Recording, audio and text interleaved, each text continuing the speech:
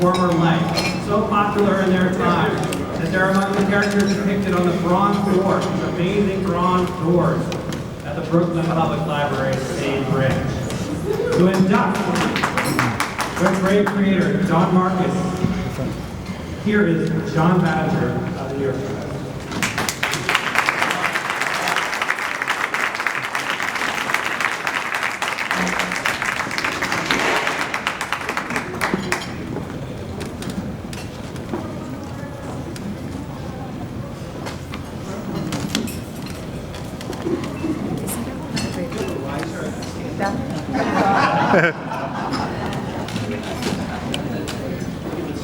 We'll give this a try.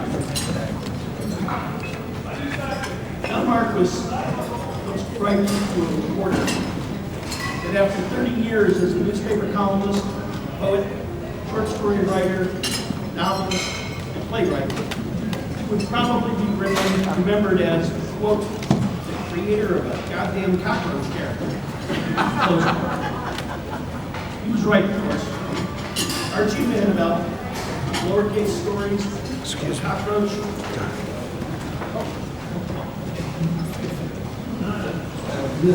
Archie Manville was lowercase stories of the cockroach with the solo poet Alley Cat dancing through the night of life remains a classic in American literature.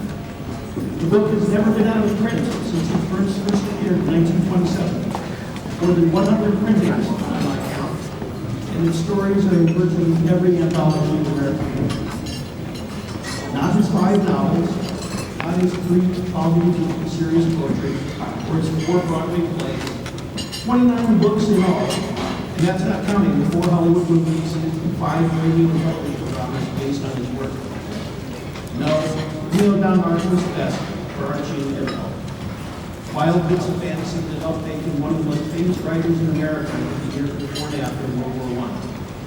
Before the wits of the Round Table in the New Yorker magazine gained prominence, and before the writers of the Lost Generation found their voice. Archie Manville, by the way, was first conceived just over 100 years ago, in March 1916, to fill space in Don's 6-day-a-week newspaper column in the New York Evening Sun. Filler material never had such staying power.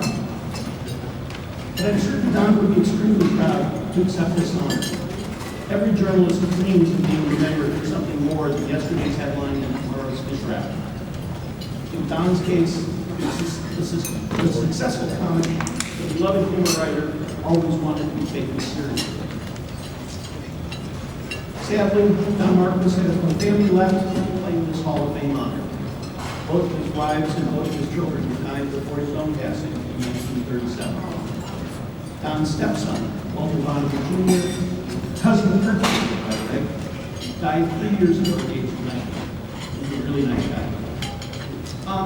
Me, I'm a stand-in.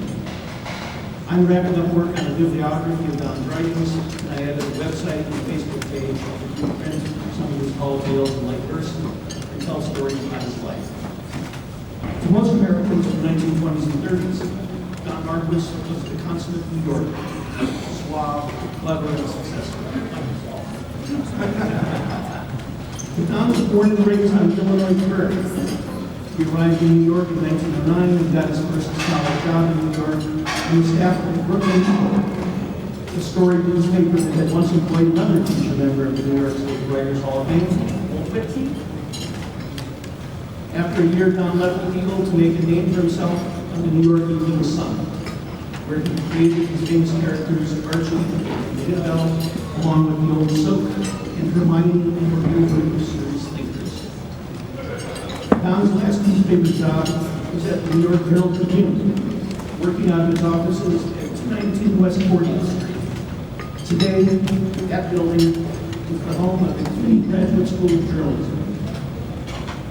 I don't know for sure if there are any ink-stained ghosts in the community classrooms, but I do know that Don Marquis always warmly regarded his colleagues in that building, and so it seems appropriate that Don's Hall of Fame Award find a home there.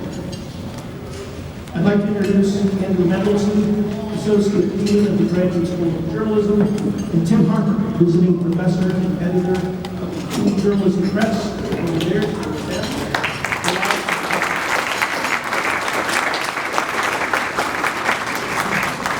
Talking team members, and he told me that the school would be happy to provide a home for this award there in West 40th. By doing so, it will make one little ghost very, very happy. Thank you very much.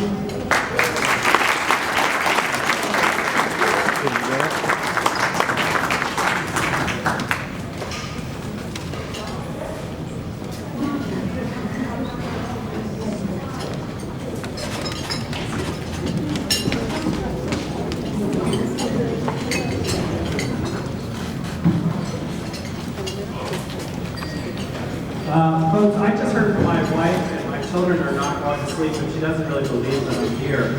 So, indulge me for a minute. You guys know